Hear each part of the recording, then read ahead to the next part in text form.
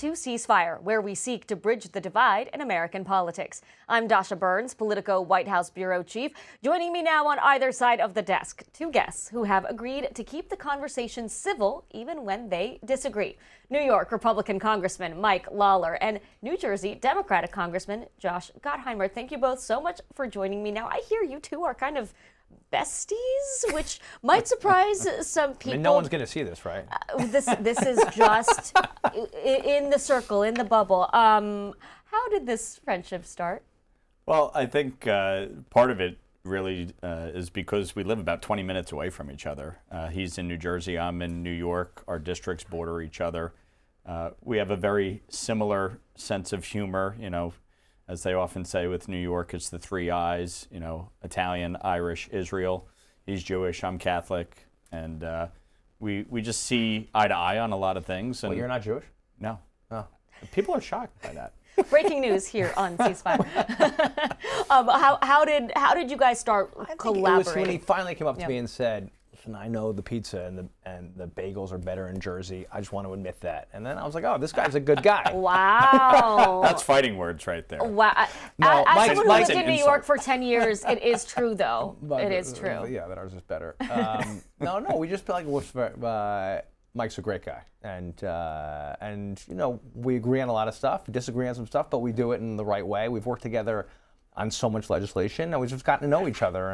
And you know, if you're willing to talk to each other and actually get to know each other, get to know each other's families, you know this is how it should be. It's not just bagel banter. Like, you guys have actually worked on legislation. Yeah. How does that play out in a deeply divided Congress? Well, I think one of the things that actually matters is the fact that because it is so divided, it really only takes a few votes one way or the other to advance legislation. And so being able to work together on issues we agree on, whether it's foreign policy surrounding Israel and the Middle East, or salt, lifting the cap on salt. Josh championed that for years. And fighting congestion tax. Fighting the congestion tax. You know, these are issues both on a national level and on a local level that impact our constituents.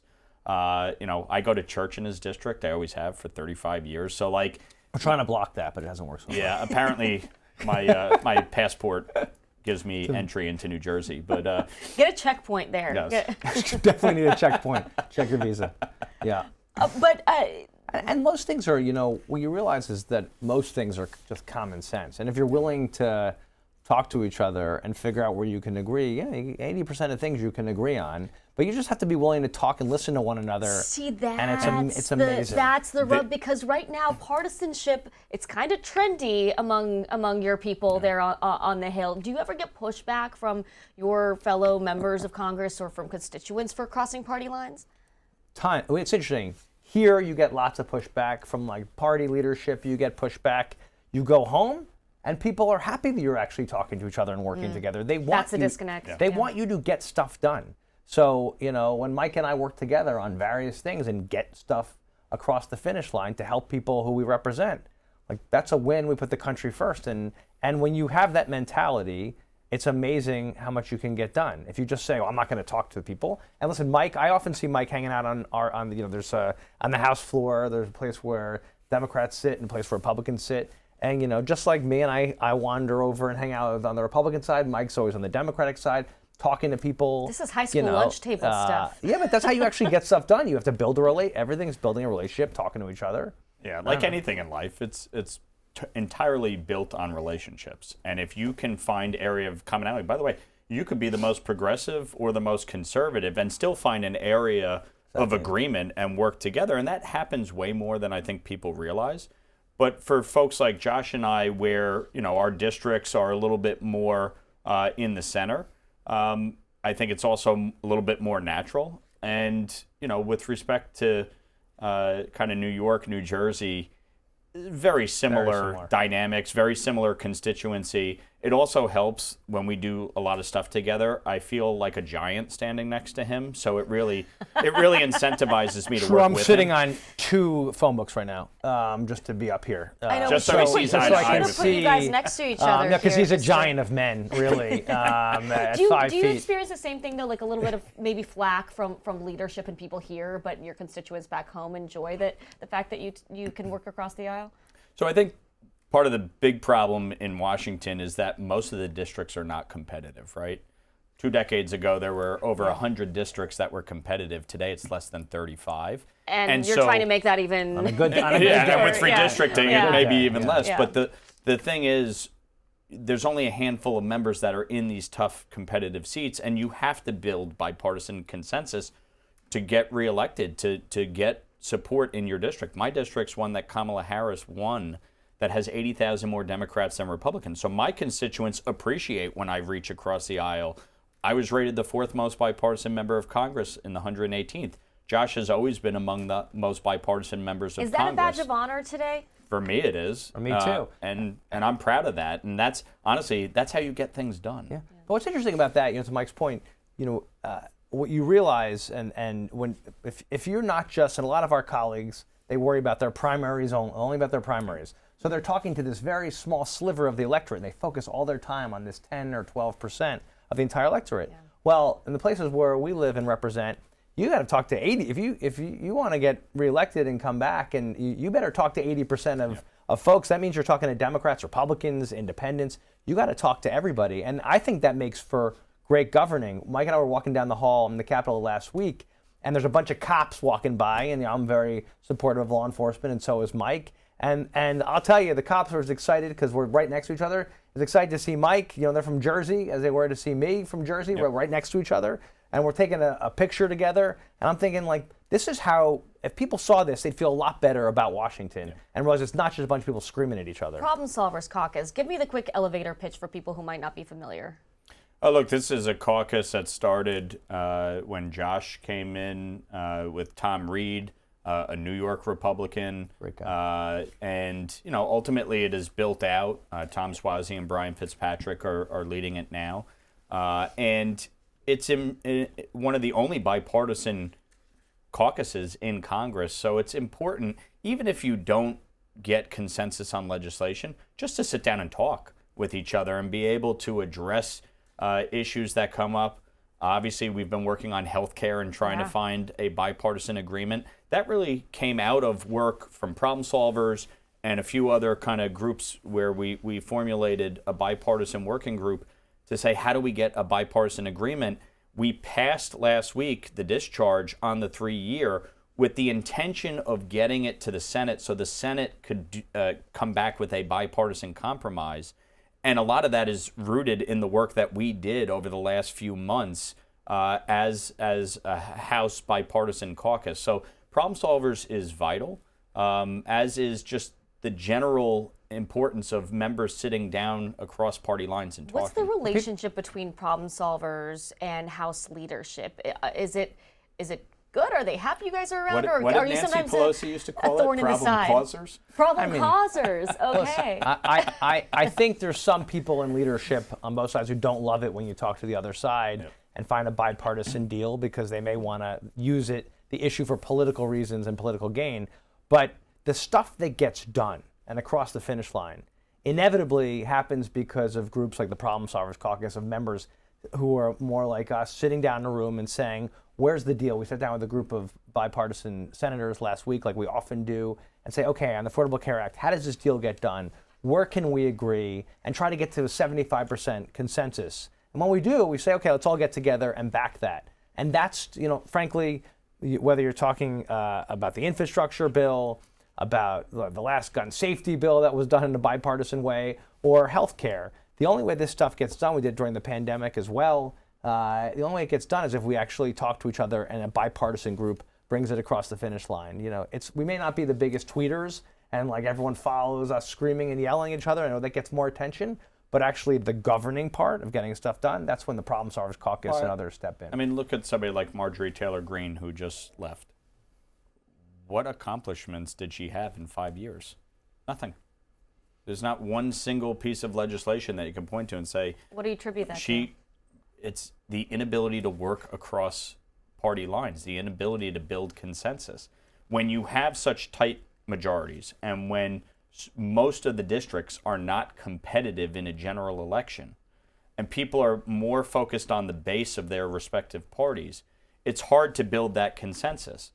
Part of the reason why, I've been legislatively successful, Josh has been, is because we've tried to build that consensus.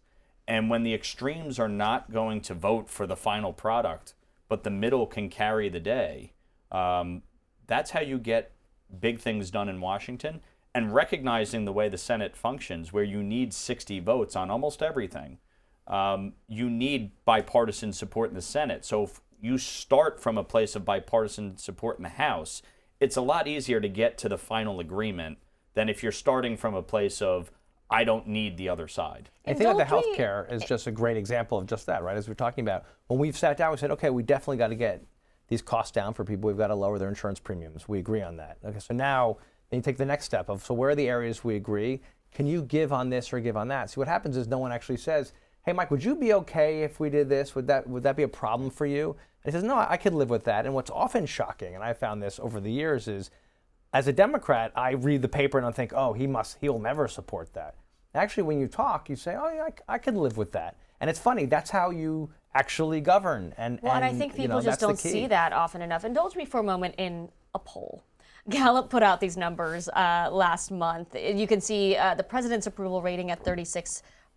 It's gone down over his term, but congressional Republicans and Democrats are even worse. I'm sorry to say to you both. Congressional Republicans are at 29%, congressional Democrats at 24%. I mean, well, we're in the 29 and 24, obviously, the people who like us. That's fine. Well, seriously, I mean, people don't love government in general at the federal level, but especially Congress. What can Congress do to change this? Well, I think this is true writ large of our country over the last 20 plus years, and especially since the advent of social media, where everything is blood sport. Everything every day is, just soaked in negativity. And so I think generally speaking, the American people, it ebbs and flows, but they're generally very frustrated with politics and government in general. I think what the bottom line to me is, they want us to get things done. They want us to be able to address the economy, the cost of living, job creation and economic growth, border security, health care, housing. We're 8 million units underbuilt nationwide. What they see oftentimes is that we're talking about things that may excite the base and may get the news media to get into a frenzy, but don't actually solve major problems facing the country. We have serious issues to deal with. And Josh and I are both on financial services. He's on intelligence. I'm on foreign affairs. I'm the chair of the Middle East. We focus extensively on serious issues impacting the country. Our committee work is focused on serious issues, not the tit for tat that is often seen in Washington on some of these other committees. And I think, generally speaking, if the American people saw that we were addressing on a daily basis the larger, more thorny and complex issues that really do require you to sit down around a table with the other side and say, hey, what can you give on here? And that's what we've endeavored on healthcare, childcare, energy prices, and so on. And I think if people saw more of that, rather than kind of the just hyper-partisan name-calling and attacking, I think the approval ratings would be a lot higher, because I think people would say, all right, they're actually dealing with real issues. But you get this from like a media perspective. Yeah. It's not always interesting to have people sit on here and agree on something. I think this is fascinating. Right? I love this. Yes. But most of the time, they want, on TV, on cable news, they want the soundbite of us screaming at each other, disagreeing, the nasty tweet, right? That's what actually gets more attention. So, of course, people feed it more. And so members of Congress are like, ooh, if I want more attention, I just have to say something nasty about the other side. Or crazy. Right, or crazy. And that's just the opposite of actually solving a problem. Well, then for both of you, I mean, what's your message to House Republican leadership? Yeah. And I'll ask you the same for the Democrats. Well, look, it's the same message I said before we went away on break and I signed the discharge. We have to tackle these issues, from housing to energy to healthcare to immigration. I believe fundamentally on housing, 8 million plus units underbuilt, it's supply and demand. We need to build more housing if we want to bring down costs. Healthcare, we need to reform Obamacare. It's not working. Since Obamacare took effect, health insurance premiums have risen 96%. It's not enough to just say Obamacare bad. Great. What are we doing to actually start to address that? The Speaker put forth a bill. Every Republican voted for it. CBO estimated it would bring down health premiums by 11%. We need to get that across the finish line. You look at immigration. I'm a co-lead on the Dignity Act. We need to have a path forward to address those who are here illegally or undocumented. Not a path to citizenship, but a path to legalization so they get out of the shadows, they're working, they're not collecting benefits, and they're here in a way that is constructive to the economy and to the country.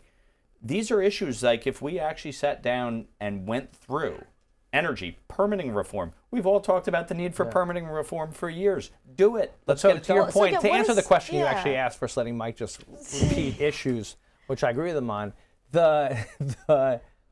what we need to do is actually encourage our leaderships to not just go out there and every day say, okay, how am I going to stab the other side, right? Versus imagine if you went out and said, we know the issues, right? The housing price, we got to get more houses built. We've got to get those utility bills down. You're We've got to on get the same page about all this right. stuff. Sure, He just yeah. listed the issues, Yeah. right? We know the issues and say, okay, what if we actually got together and solved some of those problems?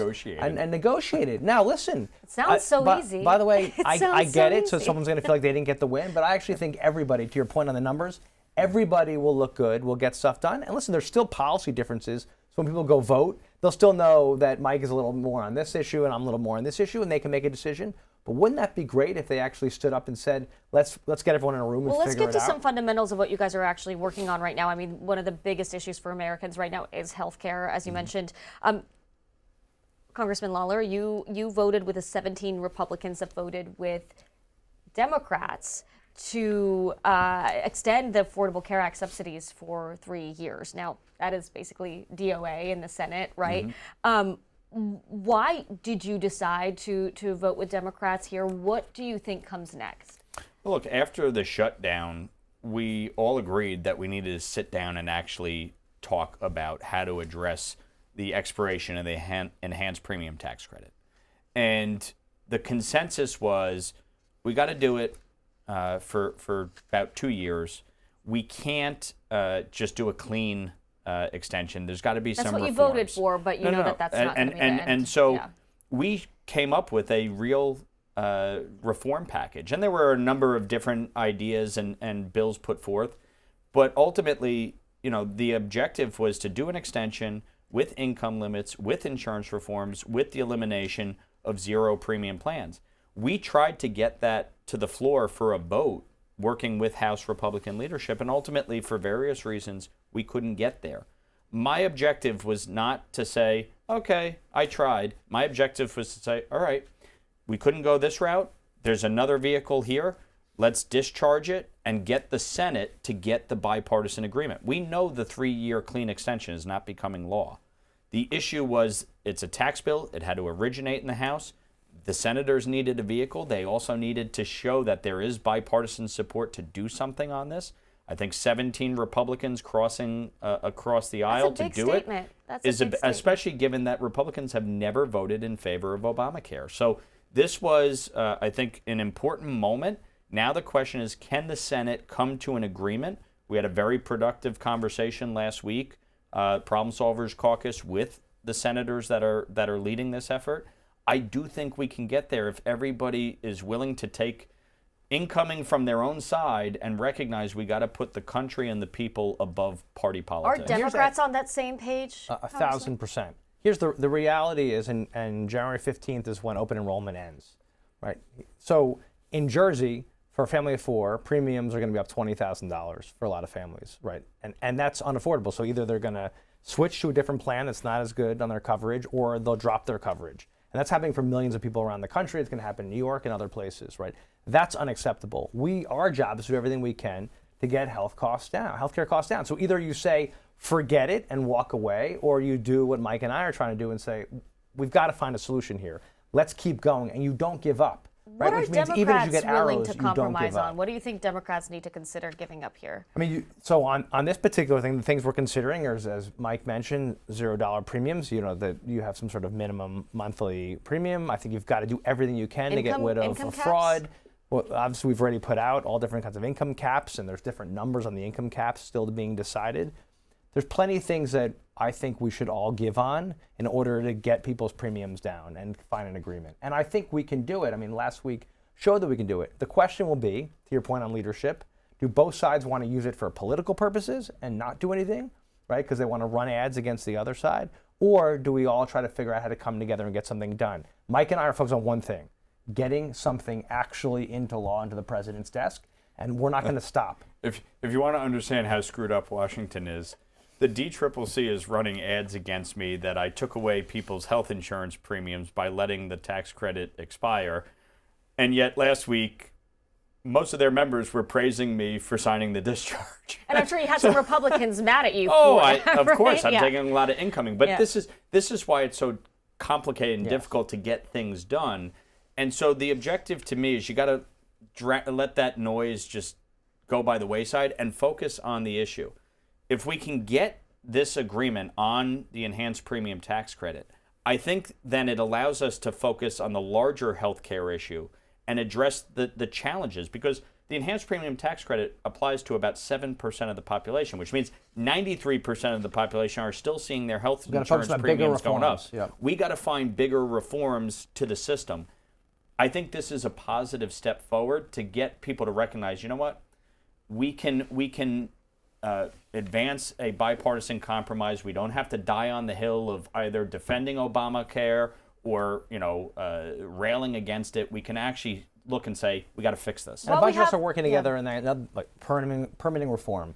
Huge issue that actually you've got a lot of people on both sides who really agree on this, right? So we can get things built faster. We can actually get more energy up and running, right? There's so much we can do there. But again, you're going to have people really angry at us, but we know that there's a place where we can find common ground. So the question is, are you going to do it or not do it? So you guys are both on the House Financial Services Committee, and I want to move to another big headline this week, which was the Justice Department opened an investigation into the Federal Reserve's renovation of its Washington, D.C. headquarters. Prosecutors claim Fed Reserve Chair Jerome Powell lied to the Senate about the cost of the reservations. Powell claims the investigation is about the White House disagreeing with the Fed's actions on interest rates. Listen.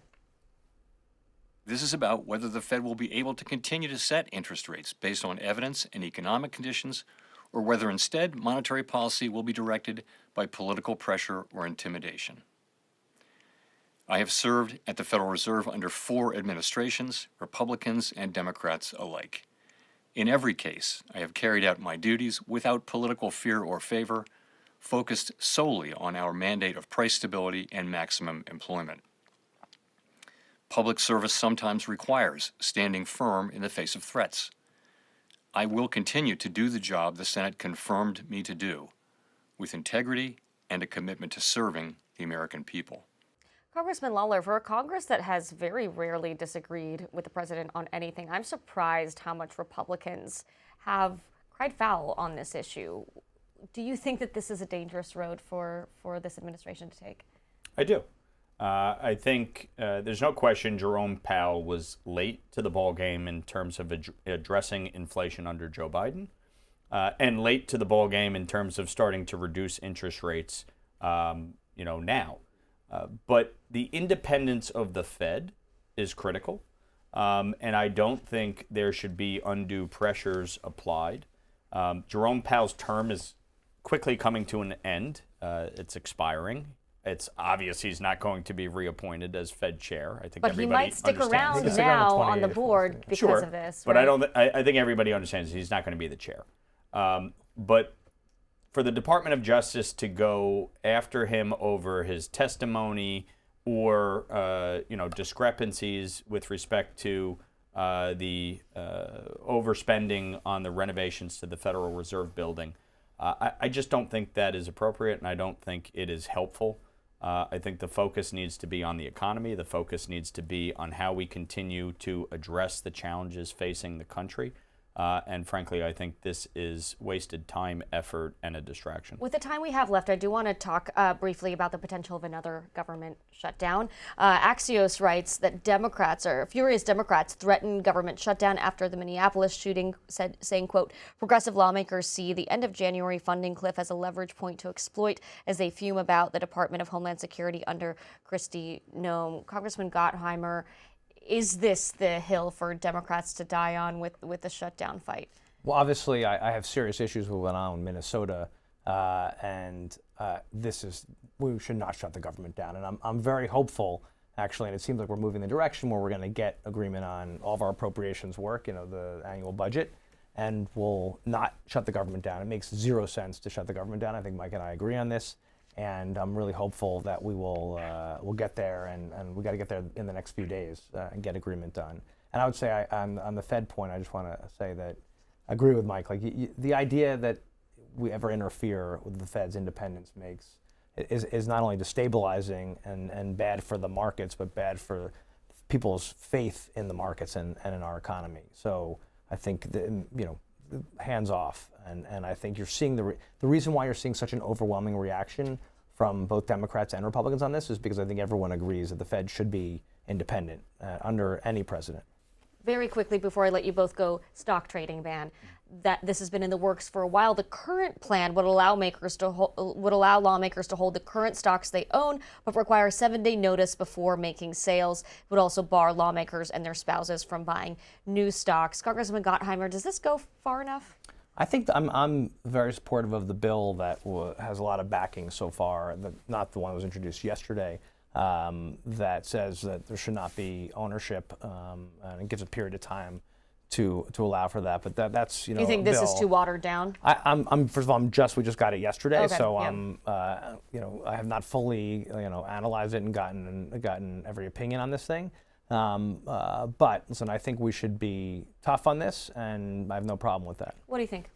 Look, I am somebody who believes that we should ban stock trading. I've long believed that. The reality is you're privy to just too much information.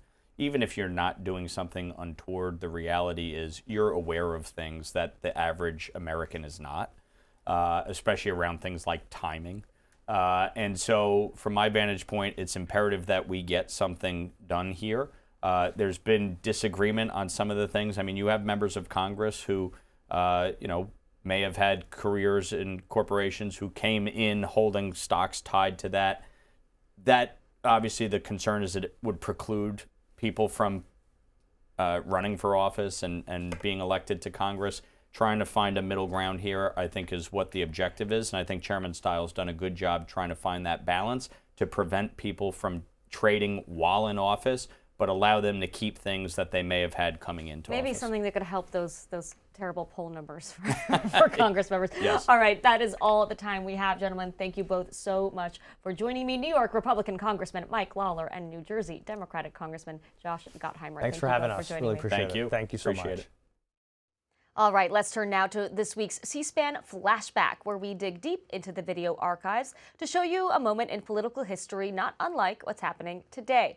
We take you back to the run-up to the midterm elections in 2006, when the stakes felt strikingly familiar. It was the middle of President George W. Bush's second term. Republicans held the majority heading into the midterm elections, but concerns over terrorism and the war in Iraq dominated the national conversation.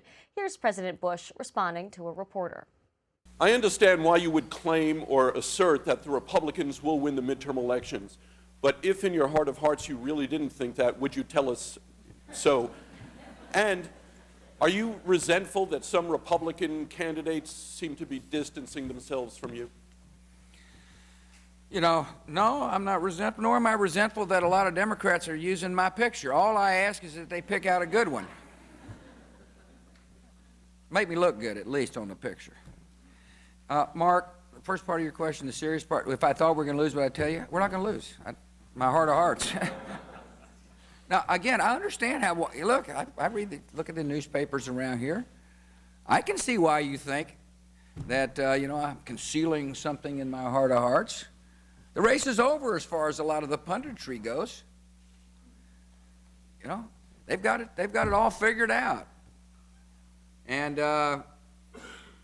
they just, as I said, they're dancing in the end zone. They just hadn't scored the touchdown, Mark. You know, there's a lot of time left. And these candidates are working hard out there. And my message to them is keep talking about the security of the United States and keeping taxes low, and you'll come back here. In what was known as the Democratic wave, Democrats ended over a decade of Republican rule, sweeping majorities of both chambers of Congress, governorships, and state legislatures. And we've got two political pros from both sides of the aisle to help us look ahead to the elections this year and beyond. Democratic strategist Kevin Walling, he served as a surrogate for the Biden and Harris presidential campaigns, and Republican strategist Bryan Lanza, former senior advisor to the 2024 Trump campaign. Thank you both so much for being here. We could use two campaign brains for this conversation. I want to talk about the midterms. We are really in it now, you guys. I mean, you just heard President George W. Bush there. Bryan, how much does that take you back, and how much does that remind you of right now? It is a flashback. It was a different time. You sort of appreciate the president's confidence there, but you saw what happened at the end of the day. And the current time is always going to be the economy. At that point, President Bush wanted to focus on taxes. He wanted to focus on terrorism. I think it was the 3 T's campaign. There was another one I don't recall. It certainly wasn't tariffs. But it's now. It's always going to be about the economy, and I think we're getting that sense that Trump and his team are now starting to shift focus to it. So it's a flashback. I just hope the November's not the same flashback. Kevin, are you hoping for a replay of 2006? I'm just happy you didn't play the press conference with Obama after he said we got shellacked in 2010. That could have been a more terrifying Democrats flashback. And Republicans have felt it, man. They really have, and it's important, to remember, actually President George W. Bush was the only president, I think, in 40 years in that first midterm election that actually increased his majority in the Republican majority.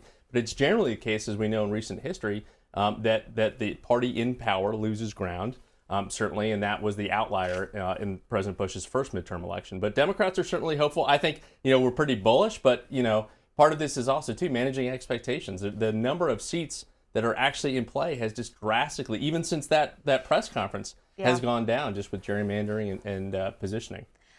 You heard the president there responding to a question about whether he's resentful that some Republicans are distancing themselves. Every time this happens, the president plays such a big role, even if he's not on the ballot. Is President Trump an asset or a liability for most of these races? I think at the end of the day, the Republican candidates who are running have to find a way to make him into an asset. Because if you look at historical patterns, you go back to Nixon, you go back to Carter, they'll always tell you, and I had a pollster tell me this during Trump or during Bush, Bush 1. It's the historical trends is if your president in power is doing really well, then the party out of power, the party's going to do well itself. So if we start to jump ship and say that the sky is falling, that's going to be the senses that the general public has, and it's going to weaken Trump even further, which is going to have a negative impact on the race. So what I tell candidates all the time is, wherever the president's faves, whatever he's achieving, it is going to have a direct impact, and you have to sell that in the best way, because if you distance yourself, you're just going to suppress your base, and you can't have that. How much are Democrats going to play off of President Trump? How big of a factor do Dems want to make him here? Yeah, I think where it makes sense, right, to nationalize the elections, but I think, one of the big takeaways from the 2025 elections is really localizing these races, and Democrats have seen a lot of success in some of these special elections and some of these state legislative seats. I think we're 25-0 in terms of flipping state legislative seats last year by localizing the elections and focusing on those bread and butter issues like, Mikey Sherrill did in New Jersey and Abigail Spanberger did in Virginia. I think to Brian's point, we had never also seen an incumbent president sitting on such a war chest too. So in terms of running away from President Trump, he's sitting on hundreds of millions of dollars, and this is his last election cycle. And obviously, Susie Wiles, others have said he's going to be out there front and center. So, positioning, and he likes to be praised, as we know. And if you're seeing these candidates run away from him, that's a whole lot of money that they're also running away from. Let's take a look at this headline from the New York Post. NRCC honcho very bullish Republicans will hold the House in 2026 despite historical headwinds. Bryan, is this just positive thinking, or is this the vibe? I think there's some data to support optimism, right? I think historical trends say we're going to lose the midterms. The president in power usually loses the midterms. But if you look at where we were in 2019 when the Democrats, we're trying to take control of the House of Representatives. They're generic in the Republican generic, the Democratic generic. The Dems had about a 12-point advantage. If you look at that today, it's a 1 to 2 point advantage. So as much as the media is giving this groundswell of all these things that things are moving towards the Democratic way and there's going to be another wave, gerrymandering had a huge impact. So I don't suspect we'll have that same wave that took place. But if you look at the generic is still very close. It's certainly 10 points behind, double digits behind where it was in 2019. And I think that's what's given Republicans the optimism that they still have a chance, that there hasn't been this separation between the generics Republicans and Democrats, and they can fill that with an economic message. Let's take a listen to the president weighing in on this. You go back a long way. The sitting president, whether it's Democrat or Republican, always loses the midterm, even if they've done well, almost always. And, you'd think it would be like a 50-50 deal. Even if the president's done a great job, I think we've done a great job. We've done maybe the best job ever in the first year. But they always seem to lose the midterm. There's something down deep psychologically with the voters that they want maybe a check or something. I don't know what it is exactly, but you would think when you have a victory and then on top of the victory you have a great successful presidency, it would be an automatic win, but it's never been a win. Hopefully we're going to change that. He's now projecting his usual immense confidence here. Is he managing expectations, or what's going on, you think? Listen, I think he's looking at history. I mean, at the end of the day, history's not on our side with this. But I would stress to President Trump, and I'd stress to Republicans, in the House anyway. Bill Clinton did really well in his '96 election, right? It was the second term. The Democrats did really well, and the reason Bill Clinton did well, but the reason Bill Clinton did well is because Republicans overreached with impeachment. So I think, we're hearing a lot of impeachment conversation now. That does turn off voters. So if we spend the next 9 months, if Republicans spend the next 9 months saying, hey, we've already had some articles filed, this is their only game plan, this is their only path for the future, I think that 1 to 2 point spread gets even smaller, and we have a reason to be optimistic. I think the president's just, he's a data guy, he's a business guy, he knows what the numbers look like, and it seems like a stretch, but you always got to fight to the end. Yeah, how careful do Democrats have to be with the whole impeachment talk? Incredibly careful, and to Brian's point, it's a good one. You saw him in that kind of rally at the Kennedy Center with the Republican caucus, talking about the first act that Democrats will do is to give me a third impeachment. And again, as we've seen, and the Bill Clinton reference is a good one, and even Trump's impeachment, his numbers went up when he was acquitted by the Senate. So I think it is a very tightrope that Democrats have to do, again, about the need to really localize these elections and not play into that national dynamic, I think is important. And also, too, I don't think we're going to see this shellacking that we saw with, 2010, as I referenced before with President Obama, where it was a 63, 64 seat flip. We're talking maybe single digits, maybe low double digits for the Democratic pickup. Because, again, the Cook Political Report has it at 17 seats that are pure toss-ups. I mean, that is a very small playing field for, Republican defense and Democratic offense. Is that a reason for Republicans to be optimistic or nervous? I think optimistic, right? Because you have to remember, what voters are looking for in November, they're actually going to be resolved by July, right? And that's going to be the economy. I think pollsters will tell you, you've seen in your data, that for the vast majority of the electorate makes up their decision about what the economy looks like in an election year in July. And and the data is there. Whether the argument there becomes a little bit harder, but the data is there that when Trump took office, it is better than under Biden. Interest rates are a little bit lower. Gas is certainly cheaper. There's all these arguments they can make, but they just got to make sure that the push for people to believe that has to be in June, July when voters are making that decision. Because if you wait late till November, you've already lost your case. Let's talk about the arguments there and the messaging. Are Republicans on the same page as the president about the message? I mean, he's trying to talk about the economy, but now you've got headlines about Jay Powell and the independence of the Fed, and you also have spent the first couple of weeks of the year really focused on foreign policy. Yeah, I mean, he can't lose focus of what matters more than anything else in a midterm election. It's going to be the economy, and in the presidential, it's always going to be the economy. External factors are what they are. External factors with Powell is an external factor. But at the end of the day, the pocketbook issue that voters are going to look at is they're going to go to the polls and say, do I have more money to spend today than I had it under Joe Biden? The data says yes. The challenge for the Republican candidates and for this Republican president is to make people feel that, because they don't feel that yet. So how can Democrats take advantage here? Well, and to Brian's point, it's the same challenge we faced as Democrats the last 4 years under Joe Biden. And take it from the guy that tried to sell Bidenomics for 4 of those years. If people fundamentally don't feel it, and to Brian's point, if they don't feel it in their pocketbooks, the fact that 40% of Americans, many of them watching this program today, can't incur a $400 debt. If it's a medical issue, if it's a child care issue, that's problematic. And I think, as we've got a lot of great lessons learned from Virginia and in New Jersey, when it comes to actually putting concrete ideas out there, you can't just run on the general notion of affordability, but you got to talk about tackling utility costs, talk about supply chain resilience and things like that, tangible things, and not just the general optics of affordability. But again, it is a difficult road to hoe. And obviously the White House is figuring out they've got to do it. Obviously the president was in Detroit talking about the economy this past week. With the headlines coming out of Iran, out of Venezuela, what have you, he's got to focus on that base support, and it's the economy, to Brian's point. And I would add that this Powell, and interest rates, fight that's taking place. The president has one weapon there is when the new Fedman chair comes in, which we know a new one, they have the ability to shock the system. They have the ability to come in and say, you know what, we're not going to drop interest rates by 1 point, we're going to drop it by 2. That news and that earthquake, we don't know what the world's going to look like after that. But that'll at least show to the American public, that President Trump is trying to do something to drive down costs. Look at what he's done with interest rates. It may be a short-term win, a long-term, economic damage, but the election's in November, and has that. That's a big. We've never seen that before. And does he has that kind of power? Does that tool worry you? Should it worry Democrats? Certainly. Again, and you saw in the video that Powell released in terms of.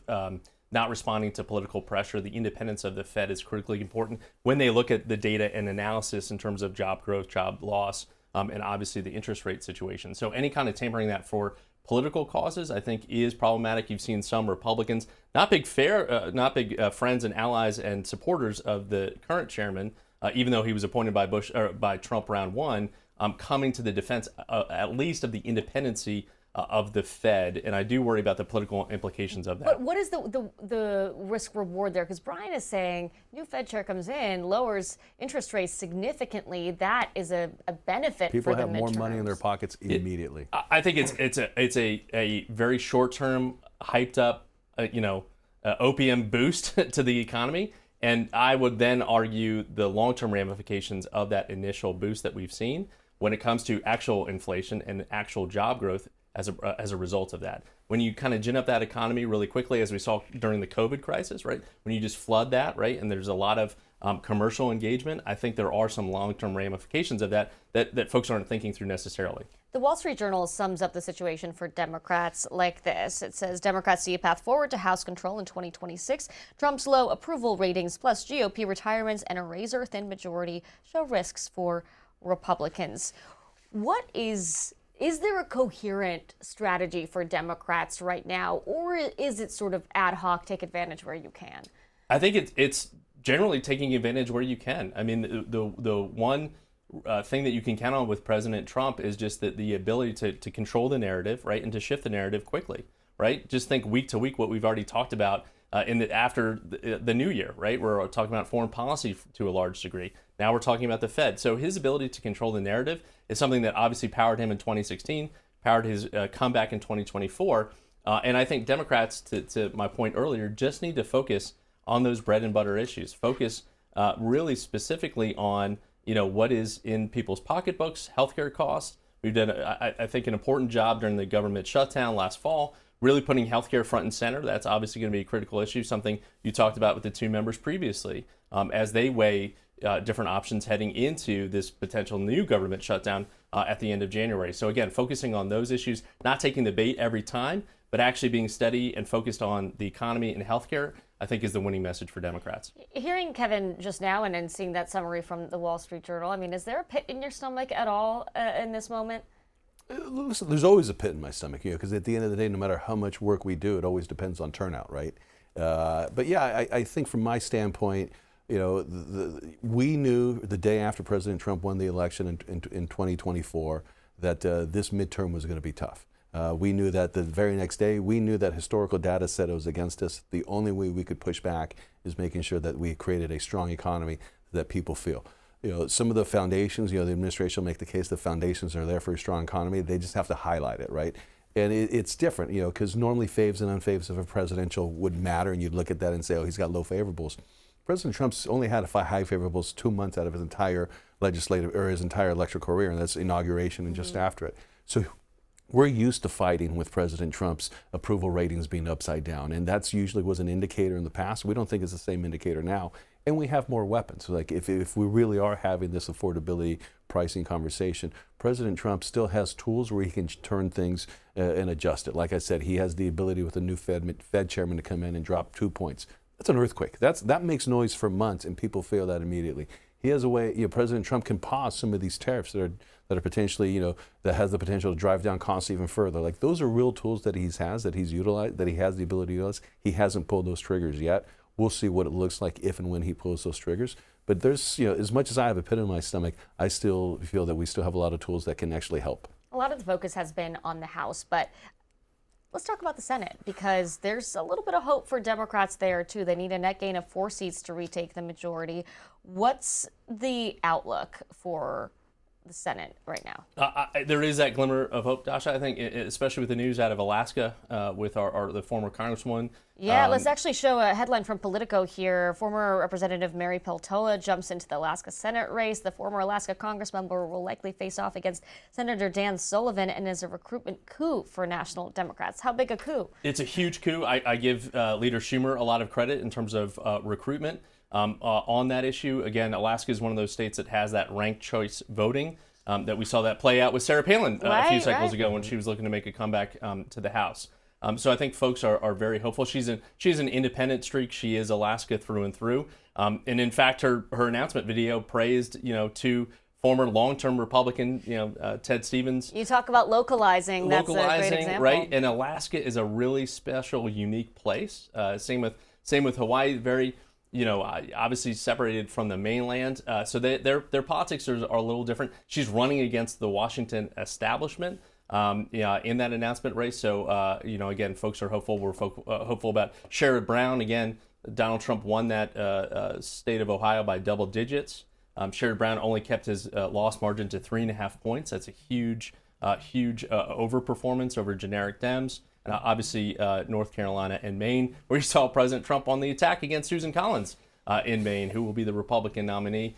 Don't know if that's necessarily helpful. We still have to figure out on our side what that's going to look like in terms of our candidate to take on Susan Collins. So there is some hope on the Democratic side. Bryan, before the camera started rolling here, you guys already got talking about 2028. I mean, we just started 2026, but we can't help it, right? It's on the horizon. It's going to be a big one. Right now, it looks like Vice President J.D. Vance has some momentum. Take a listen to Glenn Youngkin.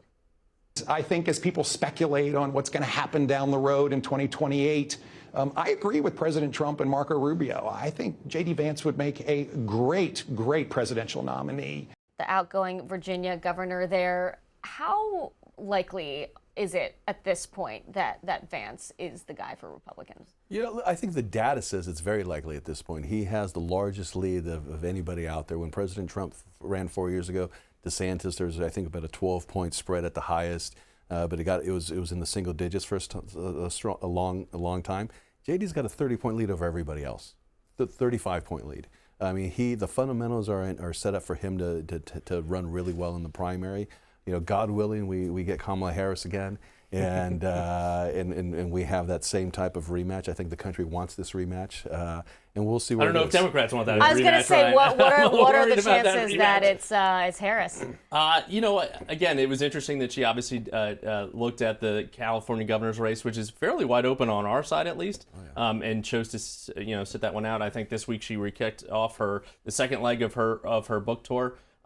She's down nationally against Gavin Newsom, who's in the lead, at least on the generic front.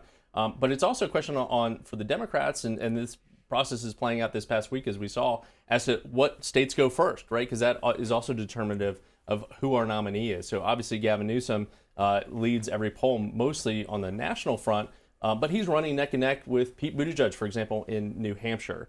So we know the early primary states are often the presidential Your makers top three right and nominee now. makers.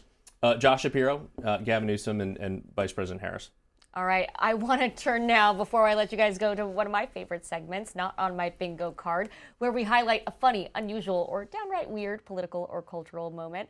On Monday, at an event that aired right here on C-SPAN, Massachusetts Democratic Senator Elizabeth Warren talked about lowering costs and expanding housing. She called for President Trump to get on the phone with members of the House and Senate. You may be surprised at how he responded. Take a listen. The Republicans are saying in the House, no, they can't do that. They don't want to do that. And where is Donald Trump? Has he lifted a finger to move that bill forward in the House of Representatives? He sure knows how to get on the phone when he doesn't like what they're doing over the Epstein files. He knows how to get on the phone when he doesn't like what somebody's trying to do over Venezuela. But is he on the phone to say, move that housing bill so that we can start right now today on expanding more housing in America? I'm in the car, going back to my office afterwards, phone rings, it's Donald Trump. So did you recognize the phone number? Was it that White House switchboard number? Or? Actually, I almost didn't pick up because I didn't recognize the number. But I thought, 202, it's probably somebody here in Washington. And it was somebody here in Washington. So, I talked to him, but that's exactly what we talked about, is I talked about the importance of moving forward on lowering costs. Yeah, talk about not on my bingo card. That certainly wasn't, Brian. Yeah, listen, he will call people. I mean, we knew this in 2016. I think that in 2016 we tried to contain these avenues where he could communicate with people because everybody has an idea in a presidential. But he's not opposed to calling a Republican or a Democrat if it comes to finding a solution. I think that's the thing we almost forget is like for the vast majority of Donald Trump's political or his professional career, he was a Democrat. So he has these existing relationships, and now he's a Republican. So if there's anybody that's going to bring us together in a bipartisan way at this point, I got to think it's Donald Trump. Calling Elizabeth Warren. Wouldn't you love to have been a fly on the wall of that conversation? I wish they recorded it. Dial us in, yeah. I mean, again, to Brian's point, I think the president will get credit with a good amount of the American people if he sees them actually taking action on this, right? Not even necessarily getting it passed, whether it be executive order or legislation, but Americans generally respond to elected officials at least working to take action. And of course, they were talking about a credit bill, I think, to limit it to 10%. The Speaker threw cold water on that this week. But again, if voters perceive that you are actually doing something about this issue, I think you'll get rewarded. And that's obviously what the president was doing in that call. And that's the spirit of ceasefire. Maybe the president is watching and taking a cue from you all coming on the show. Maybe they can be your next guest. That's a great idea. Trump. Let's get our producers on it. That's all the time we have, guys. Thank you so much. Democratic strategist Kevin Walling and Republican strategist Bryan Lanza, thank you for joining Ceasefire. Thanks, Dasha. Thank you. And let's close this week's program with our Ceasefire Moment of the Week, highlighting what's possible when politicians come together. Longtime House member Steny Hoyer recently announced that he will not seek another term. Here's a portion of the Maryland Democrats' emotional speech on the House floor. I've won elections and lost a couple, celebrated triumphs and suffered setbacks, enjoyed friendships and endured hardships. As the song says, some days are diamonds, some days are stone. Happily, I've experienced more diamonds than stone. Shakespeare advised us all, this, above all else, to thine own self be true. And it must follow as night the day, thou canst not be false to any man or to any woman. In that vein, Mr. Speaker, I have decided not to seek another term in the People's House. I make this decision with sadness, for I love this House, an institution the framers designed to reflect the will of the American people and to serve as the guardian of their liberty and their democracy. Thank you all. Mr. Speaker, with tremendous gratitude, I yield back.